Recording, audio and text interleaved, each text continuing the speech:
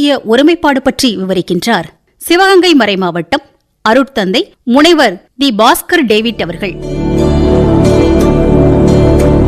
இந்திய திருநாடானது பன்முக தன்மை கொண்ட ஜனநாயக நாடு.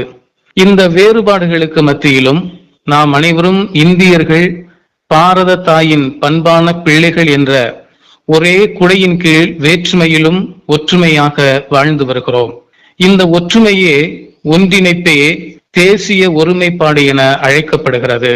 தேசிய ஒருமைப்பாடு என்பது சாதி, மத, இன, மொழி வேறுபாடுகள் இன்றி அனைத்து மக்களும் சகோதர சகோதரிகள், ஒருதாய் பிள்ளைகள் என்ற சகோதரத்துவனுடனும் ஒற்றுமையுணர்வுடனும் சகிப்புத்தன்மையுடனும் வாழ்ந்து வருவதாகும்.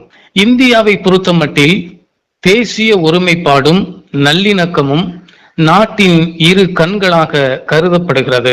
தேசிய ஒருமைப்பாட்டை வளர்க்க 4 தூண்கள் முக்கியமானவையாக கருதப்படுகிறது. ஒன்று, மனிதனை மதிப்பது.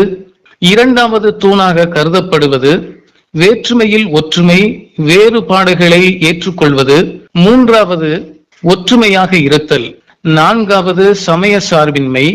யாரையும் எச்சமயத்தவரையும் இழிவுபடுத்தாமல் அனைத்து சமய மக்களையும் சமமாக மதித்து நடத்தலாகும். 30 கோடி முகமுடையால் உயிர் மொயம்புற ஒன்றுடையால், இவள் செப்பு மொழி 18 உடையால் எனில் சிந்தனை ஒன்றுடையால். தேசிய ஒருமைப்பாடும் சமய நல்லிணக்கமும் இந்தியர் அனைவரின் உரிமையும் கடமையும் ஆகும். தேசிய ஒருமைப்பாடு பேச்சில் மட்டுமல்ல, நமது செயலில் வெளிப்பட வேண்டும். அது நம் வாழ்வின் உயிர் நாடியாக இருக்க வேண்டும்.